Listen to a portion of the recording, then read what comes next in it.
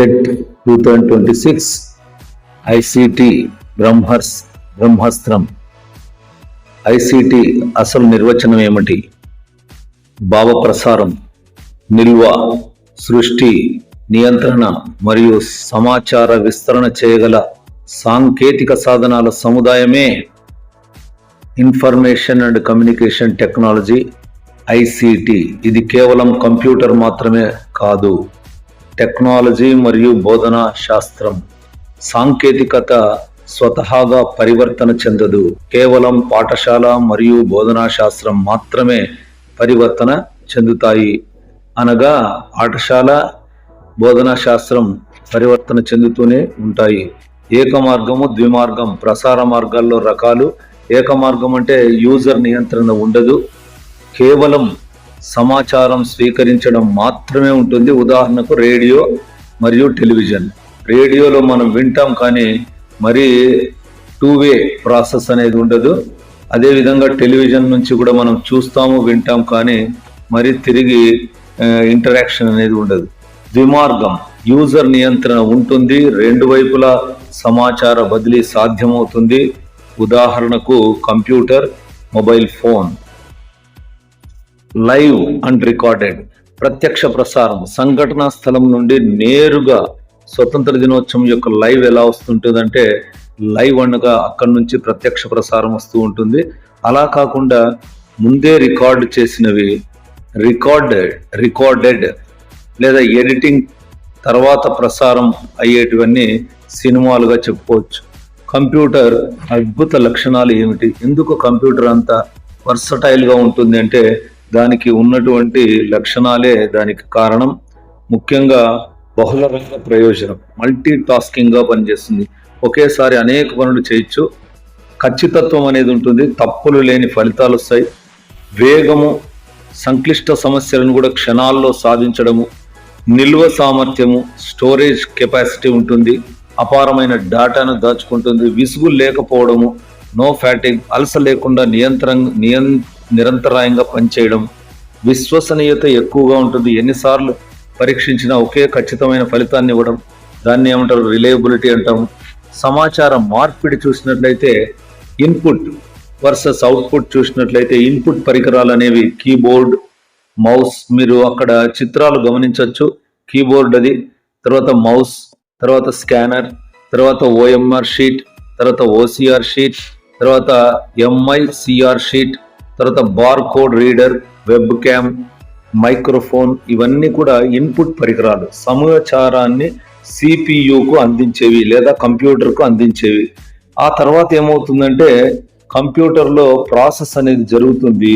తదుపరి ఫలితాలు బయటకి కనిపిస్తాయి. వాటిని అవుట్పుట్ పరికరాలు అంటారు. అవుట్పుట్ పరికరాలు మానిటర్, ప్రింటర్, ప్లాటర్, స్పీకర్స్. ఇవన్నీ కూడా మనం ఇచ్చినటువంటి సమాచారాన్ని తీసుకున్న తర్వాత కంప్యూటర్ సెంట్రల్ ప్రాసెసింగ్ యూనిట్లో దాన్ని మెమరీలో ఉంచుకొని ప్రాసెస్ చేసి, నియంత్రణ చేసి, తిరిగి వాటిని మానిటర్ మీద, ప్రింటర్ మీద, ప్లాటర్ మీద, స్పీకర్స్ ద్వారా మనకు అందజేస్తాయి. కాబట్టి ఫలితాలను ఇచ్చేవి అవుట్పుట్ పరికరాలు, సమాచారాన్ని కంప్యూటర్కి అందించేవి ఇన్పుట్ పరికరాలు.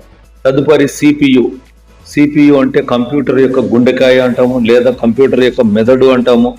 ఏముంటుందంటే క్యామ్, కొండ గుర్తు పెట్టుకోవచ్చు మనం. క్యామ్ అంటే, సి అంటే కంట్రోల్ యూనిట్ అని, ఏ అంటే అర్థమెటిక్ అండ్ లాజిక్ యూనిట్ అని, ఎం అంటే మెమరీ యూనిట్ అని. 3 భాగాలు ఉంటాయి కంప్యూటర్ సిపియులో. నియంత్రణ విభాగము, గణిత మరియు తార్కిక పనుల చేసే విభాగము, ఫలితాలను దాచుకుంటే మెమరీ విభాగం. ఈ 3 విభాగాలు కలిసి సిపియు, సెంట్రల్ ప్రాసెసింగ్ యూనిట్. కంప్యూటర్ను నడిపించే ప్రధాన కేంద్రం ఇదే. దీనిలో ఉండే ప్రధాన విభాగాలు control unit, arithmetic and logical unit, memory unit. CAM అని గుర్తుపెట్టుకోండి. Next memory కొలమానాలు.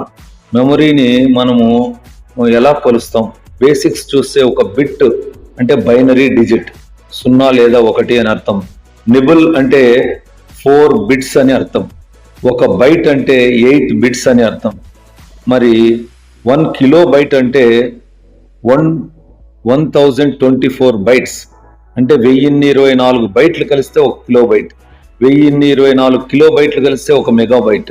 1024 మెగాబైట్లు కలిస్తే ఒక గిగాబైట్, 1024 గిగాబైట్లు కలిస్తే ఒక టెరాబైట్, 1024 టెరాబైట్లు కలిస్తే ఒక పెటాబైట్, 1024 ఎగ్జాబైట్లు కలిస్తే ఒక జటాబైట్, 1024 జటాబైట్లు కలిస్తే 1024 పెటాబైట్లు కలిస్తే ఒక ఎగ్జాబైట్, 1024 ఎగ్జాబైట్లు కలిస్తే ఒక జటాబైట్, 1024 జటాబైట్లు కలిస్తే ఒక ఎటాబైట్.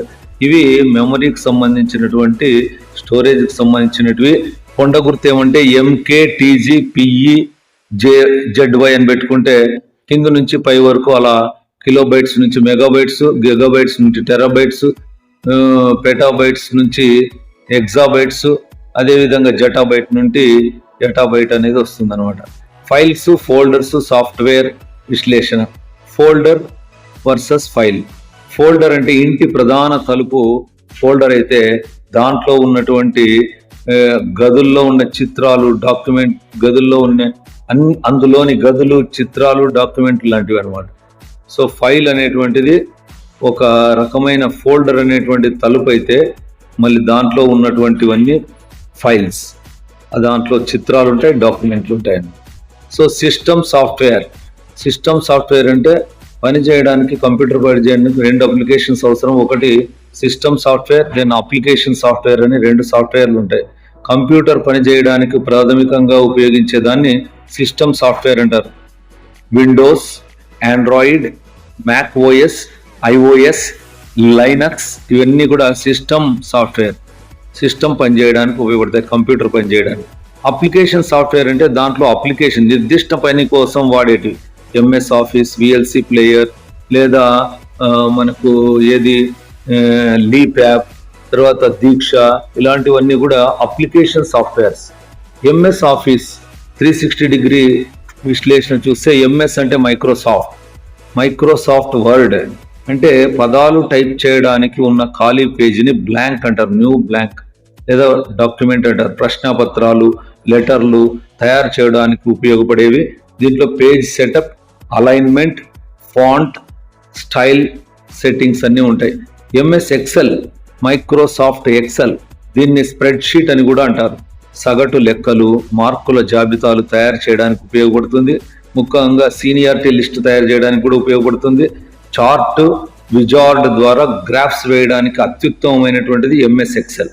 MS పవర్ పాయింట్ ప్రజెంటేషన్ చేయడానికి, స్లైడ్స్ షో కోసం వాడేదే MS పవర్ పాయింట్. ఆకర్షణీయమైన అనిమేషన్లతో, స్లైడ్స్ లేఅవుట్తో ద్వారా సమాచారాన్ని ప్రదర్శించవచ్చు. ఎక్సెల్ లోపల ఏముంటుందంటే కాలమ్స్ ఉంటాయి. నిలువుగా ఉండేవి కాలమ్స్, అడ్డంగా ఉండేవి ఏమంటే రోస్. అడ్డంగా ఉండేటి రోస్, ఆ రెండు కలిసి దాన్ని సెల్ అంటాం. ఫార్ములాస్, రహస్యాలు. సెల్ అంటే రో కాలం చేసే ప్రదేశమే కూడలే సెల్ అన్నమాట. సో ఏ ఫార్ములా అయినా సరే తో గుర్తుతో ప్రారంభం కావాలా. సో ఉదాహరణకు some B4:B9, count if, condition నిర్దిష్ట కండిషన్, ఉదాహరణకు 40 మార్కుల కన్నా ఎక్కువ ప్రకారం లెక్కించడానికి ఇలా ఫార్ములా రాసుకుంటారు. తో మొదలవుతుంది. Files extension. ఎందుకు ఫైల్స్ .txt ఉంటే నోట్ ప్యాడ్ లేదా టెక్స్ట్ ఫైల్ అని అర్థం. .doc ఉంటే డాక్యుమెంట్ అని అర్థం. .docx అంటే MS వర్డ్ ఫైల్ లేదా వర్షన్లో X అని కూడా వస్తుంది అనమాట. PPT పవర్ పాయింట్ ప్రజెంటేషన్ అని, PPTX అన్న కూడా పవర్ పాయింట్ ప్రజెంటేషన్ స్లైడ్ అని చెప్పొచ్చు. అదేవిధంగా .pdf portable document format. So మార్చడానికి వీలు కాని ఫైల్ ఏమంటే PDF. .xls, MS ఎక్సెల్ లేదా స్ప్రెడ్ షీట్ ఫైల్ అంటారు దీన్ని.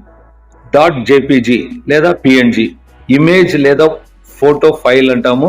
PNGకి బ్యాక్గ్రౌండ్ అనేది ఉండదు. Network of networks, the internet, world wide web.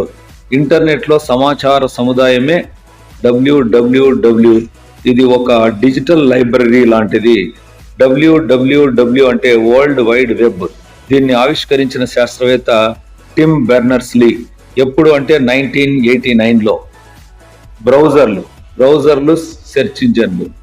బ్రౌజర్లు అంటే వెబ్ బ్రౌజర్లు, ఇంటర్నెట్ ఓపెన్ చేసే దారుల్ని బ్రౌజర్లు అంటారు. క్రోమ్ కానీ, ఫైర్ ఫాక్స్ కానీ, ఓపెరా కానీ, ఇవన్నీ బ్రౌజర్లు. సెర్చ్ ఇంజన్లు అంటే గూగుల్, సమాచారాన్ని వెతికే యంత్రాలు. గూగుల్ కావచ్చు, యాహూ కావచ్చు, బింగ్ కావచ్చు, ఇవన్నీ కూడా సెర్చ్ ఇంజన్లు, సమాచారాన్ని వెతికేవి. తర్వాత email, electronic mail, digital postal సర్వీస్నే ఈమెయిల్ అంటారు. కొత్త మెసేజ్ పంపడానికి కంపోజ్ అని వచ్చినవి, చూడ్డానికి ఇన్బాక్స్ను ఉపయోగిస్తారనమాట.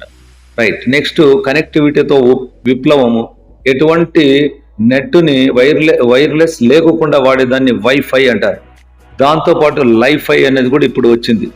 Wifi versus Li-Fi. వైఫై అంటే వైర్లెస్ ఫైడాలిటీ, రేడియో తరంగాల ద్వారా డేటా ప్రసారము, ఎటువంటి వైర్స్ అవసరం లే, సాధారణ వేగము మరియు పరిమిత కనెక్టివిటీ ఉంటుంది.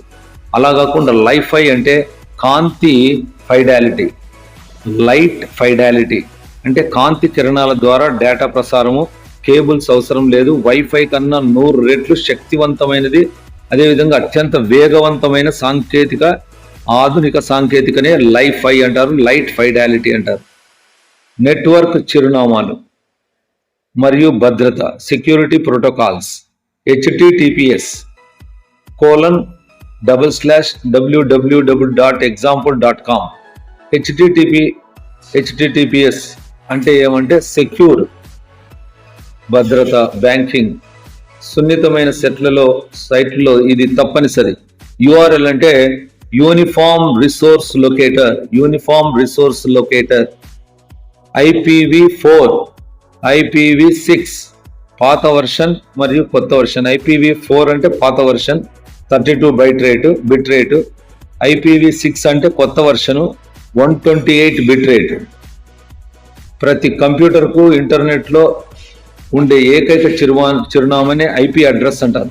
Internet protocol. IP అంటే ఇంటర్నెట్ ప్రోటోకాల్. డిజిటల్ దొంగలు, సైబర్ నేరాలు, సైబర్ క్రైమ్స్. ఫిషింగ్ అంటే నకిలీ ఈమెయిల్స్ లేదా లాటరీ లింక్స్ పంపి బ్యాంకుల వివరాలు సేకరించి పాస్వర్డ్లు తస్కరించడాన్ని ఫిషింగ్ అంటారు. నకిలీ ఈమెయిల్స్ లేదా లాటరీ లింక్స్ పంపించి బ్యాంకు వివరాలు, పాస్వర్డ్లు తస్కరించేదాన్ని ఫిషింగ్ అంటారు. ర్యామ్సమ్ వేర్ అంటే కంప్యూటర్ను లేదా ఫైళ్లను లాక్ చేసి ఓపెన్ చేయడానికి డబ్బులు డిమాండ్ చేస్తే ర్యామ్సమ్ వేర్ అంటారు. స్పామ్ అంటే మనకు సంబంధం లేని, విలువ లేని సమాచారంతో కూడిన జంక్ ఫైల్స్, జంక్ మెయిల్స్ అన్నమాట. జంక్ మెయిల్స్ ని, మనకు సంబంధం లేని, విలువ లేని సమాచారంతో కూడిన జంక్ మెయిల్స్ ని స్పామ్ అంటారు. సైబర్ రక్షణ, ఇంటర్నెట్ మర్యాదలు. నెట్క్వెట్స్, ఇంటర్నెట్ మర్యాదలు. డూస్, గౌరవంగా వ్యవహరించడము, సమాచారాన్ని నిర్ధారించుకొని షేర్ చేయకూడనివి. డూ నాట్స్, సో కాపీరైట్ ఉల్లంఘన చేయకపోవడం, అసత్యాలు మరియు స్పామ్ పోస్టులు చేయకపోవడం, వ్యక్తిగత సమాచారాన్ని దొంగలించకుండా ఉండడం. ఫైర్ వాల్ అంటే అనధికారిక వ్యక్తులు నెట్వర్క్లోకి రాకుండా అడ్డుకునే రక్షణ గోడని ఫైర్ వాల్ అంటారు. ఇది కంప్యూటర్లో ఉంటుంది. కుకీస్ అంటే వెబ్సైట్లు మన బ్రౌజర్లో సేవ్ చేసుకునే చిన్న డేటా ఫైల్స్నే కుకీస్ అంటారు. OER అంటే ఓపెన్ ఎడ్యుకేషనల్ రిసోర్సెస్, సార్వత్రిక విద్యా వనరులు. ఉదాహరణకి అందరికీ ఉచితంగా లభించే డిజిటల్ విద్యా వనరులనే ఓపెన్ ఎడ్యుకేషనల్ రిసోర్సెస్ అంటారు.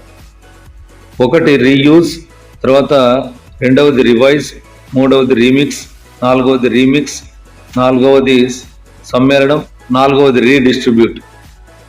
పునర్వినియోగము, సవరణ, సమ్మేళనము, పంపిణీ. ఇది 4 భాగాలతో కూడుకొని ఉంటుంది. So open educational research. Wikipedia 2001లో ప్రారంభమైంది. MIT ఉచిత కోర్సులు మనం చూడవచ్చు. ఖాన్ అకాడమీ, డిజిటల్ విద్యా వేదికలు, government portals, decoded. Diksha, digital infrastructure for knowledge sharing. ఉపాధ్యాయులకు శిక్షణ, విద్యార్థులకు పాఠాలు. భారతదేశమంతా విస్తరించిన digital knowledge Diksha, digital infrastructure for knowledge sharing. Next Swayam, study webs of active learning for young aspiring minds.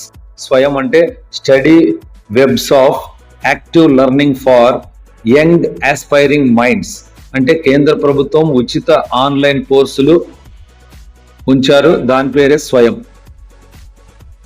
కొండ గుర్తు యామ్ అని గుర్తుపెట్టుకోండి. Nishtha, national initiative for school heads and teachers holistic advancement. దీని పేరు నిష్ఠా. కేవలం స్కూల్ హెడ్స్ మరియు టీచర్ల సమగ్ర అభివృద్ధికి శిక్షణ.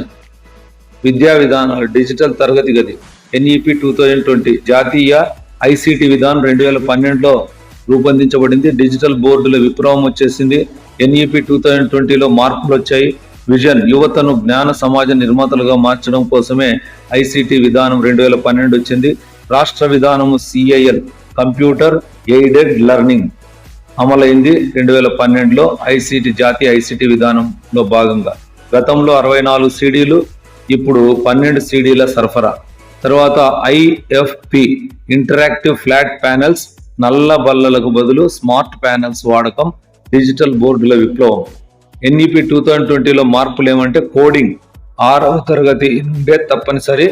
AI కృత్రిమ మేధస్సు పాఠశాల స్థాయి విద్య నుండే ప్రవేశపెట్టడం NEP 2020లో భాగంగా వచ్చింది. విద్యా విరామ క్రీడలు, సిమ్యులేషన్స్, ఎడ్యుటైన్మెంట్ సిమ్యులేషన్స్. సిమ్యులేషన్స్ అంటే వాస్తవ పరిస్థితిని కృత్రిమంగా సృష్టించడం. ఫెట్ సిమ్యులేషన్స్, తర్వాత ఆన్లైన్ ల్యాబ్స్, వర్చువల్ సైన్స్ ప్రయోగాలు. విద్యా విరామ క్రీడలు, పజిల్స్, క్విజ్ల ద్వారా నేర్చుకునే విద్యా క్రీడ, ఖాళీ సమయంలో ఆడేది విరామ క్రీడ. ఈ రెండింటినీ కలిసి కలయికతో ఆసక్తికరమైన కథనం మ్యాప్ల ద్వారా సబ్జెక్టును నేర్పేవి. ఏజ్ ఆఫ్ అంపైర్స్ క్రీడ ద్వారా చరిత్ర, కాలమానం నేర్చుకోవడం ఉదాహరణ. భవిష్యత్తు మీదే నవీన పోకడలు, emerging technology trends. Cloud computing అనేది వచ్చింది. డేటాను ఫిజికల్ డ్రైవ్ల్లో కాకుండా ఇంటర్నెట్ సర్వర్ ద్వారా దాచుకోవడమే క్లౌడ్ కంప్యూటింగ్. ఉదాహరణ Google drive. IoT internet of things, electronic వస్తువులను ఇంటర్నెట్ ద్వారా కంట్రోల్ చేయడం. బ్లాక్ చైన్ టెక్నాలజీ, భౌతికంగా కనిపించిన డిజిటల్ కరెన్సీని వెనుక ఉన్న టెక్నాలజీ, భౌతికంగా కనిపించిన డిజిటల్ కరెన్సీ వెనుక ఉన్నటువంటి టెక్నాలజీనే బ్లాక్ చైన్ టెక్నాలజీ అంటారు. ఉదాహరణకు బిట్ కాయిన్స్. కంప్యూటర్ ఒక దయ్యం కాదు, భవిష్యత్తును జయించే మీ చేతి బ్రహ్మాస్త్రం. 360 degrees విశ్లేషణతో మీరు టెట్కు సంసిద్ధం కండి. We support you, prepare. All the best. Keep watching for TET updates. My physical science guru. This is Bandi Srinivasan.